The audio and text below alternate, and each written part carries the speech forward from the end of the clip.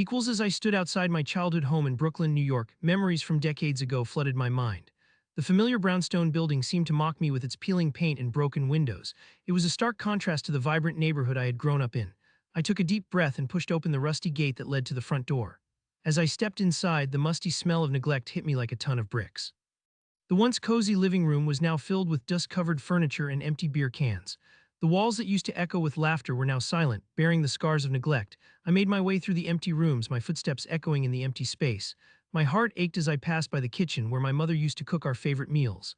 The thought of her smiling face seemed like a distant memory now. I finally reached the staircase that led to the upper floors where our old family photos used to adorn the walls. As I ascended the creaky steps, a sense of determination washed over me. I was here for a reason and nothing was going to stop me from achieving my goal. As I reached the top floor, a door at the end of the hallway caught my attention. It was slightly ajar, letting a feeble ray of light filter through.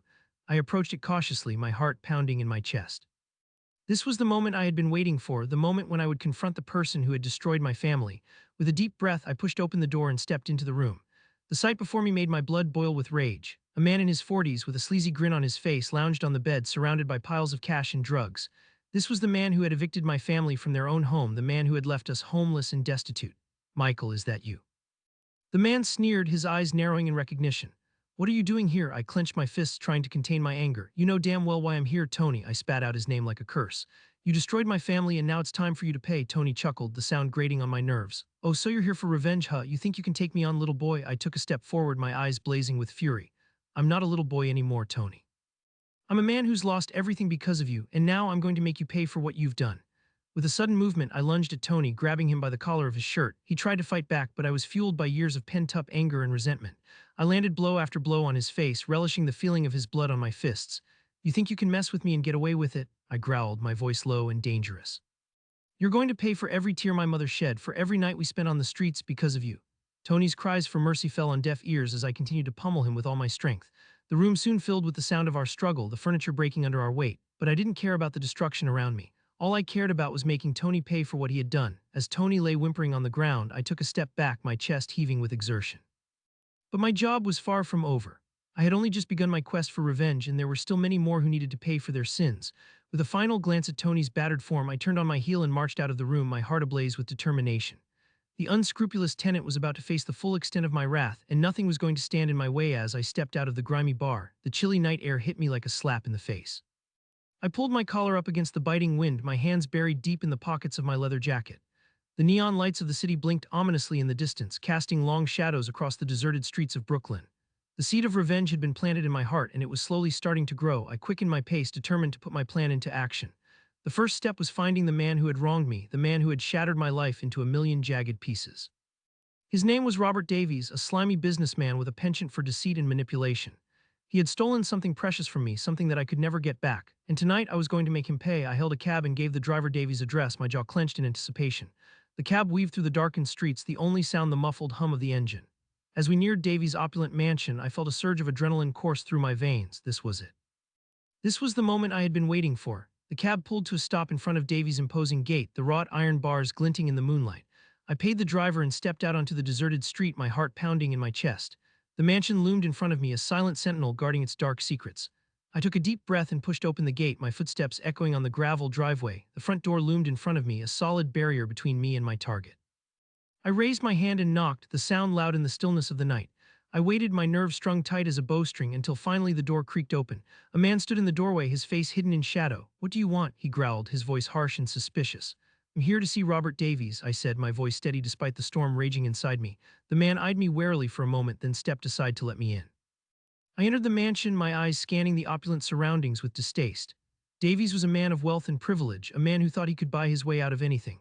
But tonight he would learn that money couldn't protect him from the wrath of a man scorned. I followed the man through the grand hallway, my footsteps muffled by the plush carpet underfoot. He led me to a lavish sitting room where Davies sat in a leather armchair, a glass of whiskey in his hand. Cold eyes met mine and a smirk played at the corner of his lips. "Michael, what a surprise," he said smoothly, his voice dripping with false charm. "To what do I owe the pleasure of your visit?" I clenched my fists at my sides, my nails digging into my palms. "You know damn well why I'm here, Davies," I spat, my voice low and dangerous. "You stole everything from me, my business, my reputation, my life, and now I'm here to make you pay." Davies chuckled, a dry sound that sent shivers down my spine. "Oh, Michael, you always were melodramatic. You lost fair and square. You were just too weak to accept defeat." I saw red. Without another word, I lunged across the room and grabbed Davies by the collar, yanking him out of his chair. His glass shattered on the floor, the whiskey spilling like blood across the carpet. I slammed him against the wall, his eyes wide with shock. "You think this is a game, Davies?" I snarled, my breath hot on his face. "You think you can destroy me and walk away unscathed? You have no idea what I'm capable of." Davies struggled against my grip, his face turning red with fear and anger. "Let me go, you lunatic," he shouted, his voice cracking with panic. I tightened my grip, my fingers digging into his flesh. "Not until you've paid for what you've done," I growled, my voice a low rumble in the quiet room. Suddenly, the door burst open and a group of burly men stormed into the room, their faces grim and determined. They grabbed me roughly, pulling me away from Davies and pinning my arms behind my back. I struggled against them, but they were too strong. I was outnumbered, outmatched. Davies straightened his suit, his face flushed with triumph. "Take him away," he ordered, his voice cold and final. "Throw him out on the street where he belongs." The men dragged me out of the mansion, their hands rough and uncaring. They threw me onto the cold pavement, the impact knocking the breath from my lungs. I lay there for a moment, stunned and defeated, watching as Davies' henchmen disappeared back into the mansion, leaving me alone in the darkness. As I lay there, the seed of revenge in my heart began to sprout, its roots sinking deep into my soul.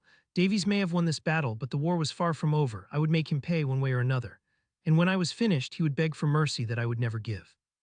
This was only the beginning. I stormed into the rundown warehouse, my heart pounding in my chest. The foul smell of decay and neglect lingered in the air, adding to the sense of foreboding that surrounded me. The dark corners of the warehouse seemed to whisper threats, heightening my tension as I made my way deeper inside. Suddenly, a figure emerged from the shadows, and I tensed, readying myself for a confrontation. "Michael, you're finally here," a voice called out, and I recognized the smooth, deceitful tone of my former business partner Marcus. His smug grin sent a surge of anger through me, fueling my determination to seek revenge for his betrayal.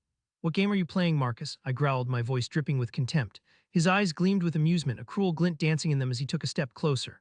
"No game, Michael, just business," he replied, his tone casual yet loaded with underlying threat. I clenched my fists, struggling to contain my rising temper. Marcus had sabotaged our deal, leaving me high and dry while he reaped the rewards. It was time for payback. I strode forward, my gaze locked on his, unwilling to be intimidated by his slick demeanor. "Business, huh? Is that what you call betrayal and backstabbing?" I spat out, my voice edged with bitterness. Marcus chuckled, a mocking sound that only fueled my anger further. "Come now, Michael, you knew the risks when you got involved with me."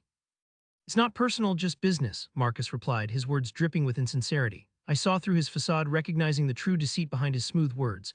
He thought he could manipulate me, but I was ready to play his game and win. I took a deep breath, forcing myself to remain calm despite the furious storm raging inside me. "You messed with the wrong man, Marcus. You thought you could walk all over me, but I won't stand for it.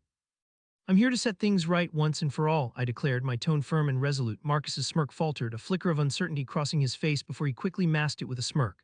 "And how do you plan to do that, Michael? You're all alone, facing me on my turf. Do you really think you stand a chance?" he taunted, his arrogance grating on my nerves. I held his gaze, steeling myself for the battle ahead. "I've gathered enough evidence to bring you down, Marcus. You may have thought you covered your tracks, but I know the truth. And I won't rest until you pay for what you've done," I stated, my words laced with determination. Marcus's confidence wavered, a flicker of fear flashing in his eyes before he quickly composed himself. "You're bluffing, Michael. You have nothing on me," he shot back, his voice strained. I reached into my pocket, pulling out a folder filled with incriminating documents. I tossed it onto the table between us, watching as Marcus's eyes widened in shock. "Take a look, Marcus. The evidence speaks for itself. You can't talk your way out of this one," I said, my voice steady and unwavering. Marcus hesitated, his gaze flicking between me and the folder. I could see the fear building in his eyes, realizing that his carefully constructed facade was crumbling before him. "You can't do this, Michael. We were partners, remember?" "There's no need for all this," he stammered, desperation creeping into his voice. I shook my head, my resolve hardening with each passing moment. "Partners don't betray each other, Marcus. You crossed a line and now you have to face the consequences. I won't let you get away with it," I stated, my voice firm and resolute. Marcus's facade cracked, his cool demeanor slipping away to reveal the true fear and guilt lurking beneath the surface. "Please, Michael, I'll make it right, I swear. Just give me a chance to fix this," he pleaded, his voice wavering. But I was done with his lies and manipulation. I had been played for a fool, and now it was my turn to take control. "It's too late for that, Marcus. You made your bed, now lie in it," I said, my voice cold and unforgiving. Without another word, I turned and walked away, leaving Marcus to face the consequences of his betrayal. It was a small victory, but it was a step towards reclaiming my dignity and seeking the justice I deserved. Marcus would pay for his deceit, and I would ensure that justice was served. The web of deception he had spun was beginning to unravel, and I was determined to see it through to the unseen fore. I couldn't believe my eyes as I stood in front of the old, rundown building in Brooklyn, New York. This was where it all started, where everything went downhill for me. The memories flooded back, and the anger that had been simmering inside me for so long was now boiling over. I took a deep breath to calm myself before stepping inside. The air was thick with dust and the smell of decay almost suffocating. The dim light filtering through the broken windows cast eerie shadows on the walls, adding to the ominous atmosphere. As I walked through the empty hallways, I could hear the faint sound of my own footsteps echoing off the peeling wallpaper. The building was a shell of its former self, a stark reminder of the destruction caused by the one person who had betrayed me. Finally, I reached the room at the end of the hallway. It was here that everything had changed, where the seeds of my revenge had been planted. The room was bare except for a single chair in the center, facing a closed door. I approached the chair and sat down, running my fingers over the rough fabric. The memories flooded back, and I could almost hear her voice echoing in my ears. The sound of her laughter, the touch of her hand on my skin, it all felt like a distant dream now, tainted by betrayal and lies. I closed my eyes, trying to block out the memories, but they were relentless, haunting me like ghosts from the past. I took a deep breath, steeling myself for what was to come. The door creaked open, and she stepped into the room. Her eyes widened in surprise as she saw me sitting there, waiting for her. I could see the guilt written all over her face, the fear in her eyes. "Michael, what are you doing here?" she stammered, her voice shaky. I rose from the chair, my fists clenched at my sides. "You know why I'm here, Sarah. You betrayed me, lied to me, destroyed everything we had." Sarah took a step back, her hands trembling. "I didn't mean to hurt you, Michael. I was just confused, scared. I thought I was doing the right thing." I laughed bitterly, the sound echoing off the walls. "The right thing? Is that what you call cheating on me, lying to my face?" Breaking my heart without even a second thought, tears welled up in Sarah's eyes, but I had no sympathy for her. She had brought this upon herself, and now she would pay the price. "You don't understand, Michael. I never meant to hurt you," she pleaded, her voice desperate. I took a step closer to her, my eyes boring into hers. "You know what hurts the most, Sarah? The betrayal, the lies, the feeling of being played for a fool, but now it's my turn to play the game." I could see the realization dawn on her face, the fear creeping into her eyes. She knew what was coming, but it was too late to stop it now. I reached into my pocket and pulled out a small vial, swirling the liquid inside. "You remember this, Sarah? The poison you slipped into my drink, thinking it would be the end of me." Sarah paled, her eyes widening in horror. "I didn't mean to. I was desperate, scared." I thought. I cut her off with a cold smile. "You thought you could get away with it, didn't you? But now it's your turn to feel the lingering sting of betrayal." With a steady hand, I poured the contents of the vial into a glass of water, swirling it around until it dissolved completely. Sarah's eyes widened in terror, but she was frozen in place, unable to move. I raised the glass to her lips, a cruel smile playing on my lips. "Drink up, Sarah. It's time for you to face the consequences of your actions." She tried to protest, to beg for mercy, but it was too late. With a look of defiance, she grabbed the glass and took a shaky sip, the liquid burning its way down her throat. The effects were immediate.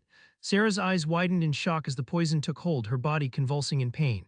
She fell to the ground, writhing in agony, her screams echoing through the empty room. I watched from a distance, my heart cold and unmoved. This was the price she had to pay for her betrayal, for the pain she had caused me. It was a bitter victory, but one that brought me a sense of closure, of justice finally served. As Sarah's screams faded into silence, I turned and walked out of the room, leaving her to face the consequences of her actions. The lingering sting of betrayal would stay with her forever, a reminder of the price of crossing me. And as I walked away from the building, the ghosts of the past finally laid to rest, I felt a sense of freedom wash over me. The chapter of my life tainted by betrayal was finally closed, and I could move on, leaving the past behind me. But the memory of Sarah's screams would always linger in the back of my mind, a reminder of the price of betrayal, of the consequences of crossing me. And as I walked away into the night, I knew that my revenge was finally complete. I stood there, frozen in shock as I looked at the person standing in front of me. It was him, the man who had betrayed me, who had ruined my life. When I had been searching for all this time. His smug smile sent a shiver down my spine, but this time there was no fear in me, only determination and a burning desire for revenge. "Surprised to see me, Michael," he taunted, his voice dripping with arrogance. "You thought you could run and hide, but you can never escape your past." I clenched my fists, feeling the anger bubbling inside me. This was the moment I had been waiting for, the moment when I would finally make him pay for all the pain he had caused me. "You can't hide behind your lies anymore," I growled, my voice low and threatening. "I know the truth now, and I won't rest until you pay for what you've done." He laughed, a cold, mocking sound that only fueled my rage. "And what are you going to do, Michael? Kill me? That's not your style. You're too weak, too afraid to do what needs to be done." I took a step forward, my eyes locked on his. "I'm not afraid anymore. I'm not the same man you once knew. I will do whatever it takes to bring you down." He raised an eyebrow, a smirk playing on his lips. "Is that so? Well then, let's see what you're made of, Michael." Without another word, I lunged at him, my fists flying in a blur of motion. He tried to dodge and counter, but I was relentless. Every blow I landed was a release of pent-up anger and frustration, a cathartic purging of the pain he had inflicted on me. As we fought, memories flashed through my mind. The betrayal, the lies, the devastation he had wrought on my life. But with every punch I threw, I felt a sense of justice, a sense of retribution. I was no longer the victim. I was the avenger. Finally, after what seemed like an eternity, he stumbled and fell to the ground, blood oozing from a gash on his forehead. I stood over him, breathing heavily, my hands trembling with a mix of exhilaration and exhaustion. "You think you've won, don't you?" he wheezed, his voice weak and strained.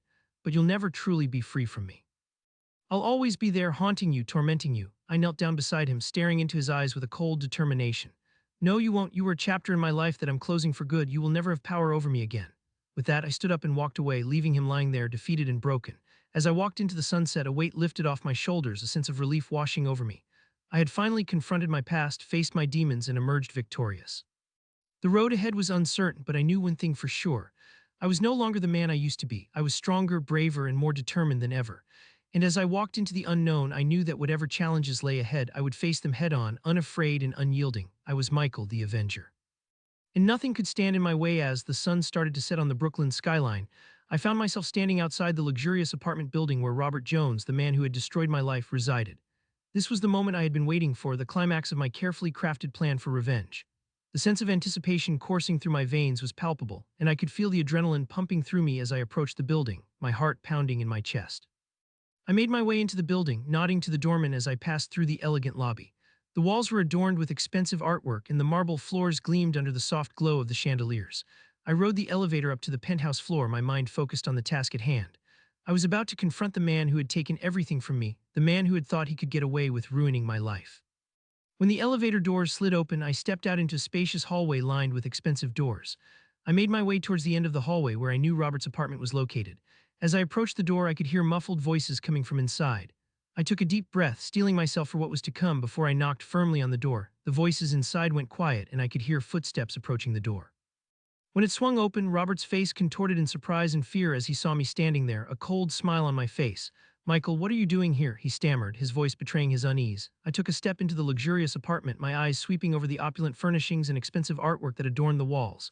"You know exactly why I'm here, Robert," I said, my voice as cold as ice. "It's time for you to pay for what you did to me." Robert paled, his eyes darting around the room as if searching for an escape.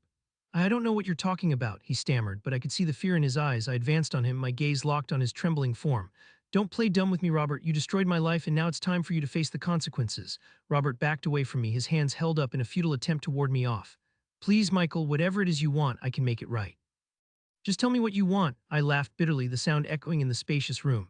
"It's too late for that now, Robert. You had your chance to make things right, and you chose to throw it all away. Now it's my turn to have my revenge." With a swift movement, I reached into my pocket and pulled out a small vial of clear liquid. I held it up for Robert to see, a malicious smile on my face. "Do you know what this is, Robert?" I asked, my voice dripping with menace. Robert's eyes widened in fear as he recognized the vial in my hand. "No, please," he begged, his voice hoarse with desperation. "You can't do this." But I ignored his pleas, uncapping the vial and stepping closer to him. "This is a toxin, Robert, a potent poison that will bring about a slow and painful death, and you, my dear Robert, are about to experience the full extent of my vengeance." With a swift motion, I injected the contents of the vial into Robert's arm, watching with satisfaction as his eyes widened in horror. "You thought you could destroy me and get away with it, but now you will pay the ultimate price," I hissed, my satisfaction palpable. As the poison began to take effect, Robert's body convulsed in agony, his screams echoing through the luxurious apartment. I watched with cold detachment as he writhed on the floor, his face contorted in pain. It was a fitting end for a man who had thought himself untouchable, a man who had thought he could destroy me and walk away unscathed. As Robert's screams faded into gurgles and gasps, I turned and walked out of the apartment, leaving behind a scene of carnage and destruction. My revenge was complete, and I felt a sense of satisfaction unlike anything I had ever experienced before. Robert Jones had paid the ultimate price for his sins, and I had emerged victorious in the end. As I stepped out into the cool night air, a sense of peace washed over me. My long journey of revenge had finally come to an end, and I knew that I would never again be haunted by the memories of that fateful night when my life had been torn apart. I had emerged from the ashes of my past, a triumphant figure standing tall in the face of my enemies, and as I walked away from the scene of my final triumph, I knew that I would never again be the same. The taste of revenge was bittersweet on my tongue, but it was a taste that I would savor for the rest of my days. I had emerged victorious, the master of my own fate, and nothing would ever stand in my way again. The lasting triumph of my revenge was a sweet victory indeed, and as I disappeared into the night, a sense of peace settled over me. The chapter of my life that had been dominated by pain and suffering was finally closed, and I knew that I would never again be haunted by the ghosts of my past. I had emerged victorious, a new man reborn from the ashes of my old life, and as I walked away from the scene of my final triumph, I knew that I was free at last. Free from the chains of my past, free from the burden of my pain, free to live my life on my own terms. The lasting triumph of my revenge was a victory that would stay with me forever, a reminder that I was the master of my own fate and that nothing could ever stand in my way again. Scene 7. As I sit in my dimly lit apartment, the weight of my actions bears down on me like a ton of bricks. The events of the past few weeks replay in my mind like a broken record, each moment etched into my memory with painful clarity. I never thought I would find myself in this position. Seeking revenge had consumed me, driven me to the edge of sanity. But as I stare at the blank walls of my apartment, I realize that I have become the monster I set out to destroy. The silence is deafening. I can hear the ticking of the clock on the wall, each second a painful reminder of the choices I have made. My hands tremble as I reach for the bottle of whiskey on the table, the amber liquid burning a path down my throat. I close my eyes, trying to shut out the guilt and shame that threatened to overwhelm me. But no matter how hard I try, I cannot escape the knowledge of what I have done. The faces of those I have hurt, the lives I have destroyed, haunt me in my darkest moments. Suddenly there is a knock at the door. My heart skips a beat as I drag myself to my feet, the alcohol clouding my senses. I stumble towards the entrance, my mind racing with possibilities. Could it be the police coming to arrest me for my sins?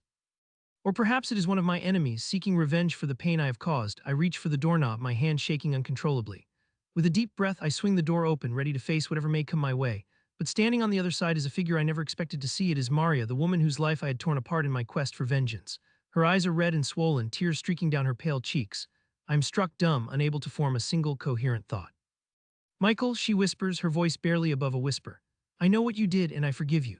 The words hit me like a punch to the gut. How could she possibly forgive me after all the pain I had caused her? My mind reels, unable to comprehend the mercy she shows me in my darkest hour. Maria steps into the apartment, her presence filling the room with a sense of peace I have not felt in a long time. She takes my hands in hers, her touch gentle and warm. I know you were hurting, Michael, she says, her voice steady and sure. But what you did, it wasn't you, it was the darkness consuming you. I see the good in you, the man you used to be, and I want to help you find your way back. Tears well up in my eyes, a mixture of relief and gratitude flooding my senses. In that moment, I realize that Maria is offering me something I never thought I deserved: redemption. We sit down on the worn couch, our hands still intertwined. Maria looks at me with eyes full of compassion, her gaze unwavering. I want to help you, Michael, she says softly. I want to show you that you can change, that you can be better. Will you let me in? I nod, my throat tight with emotion. In that moment, I know that this is my chance for redemption. With Maria by my side, I can finally let go of the darkness that has consumed me for so long.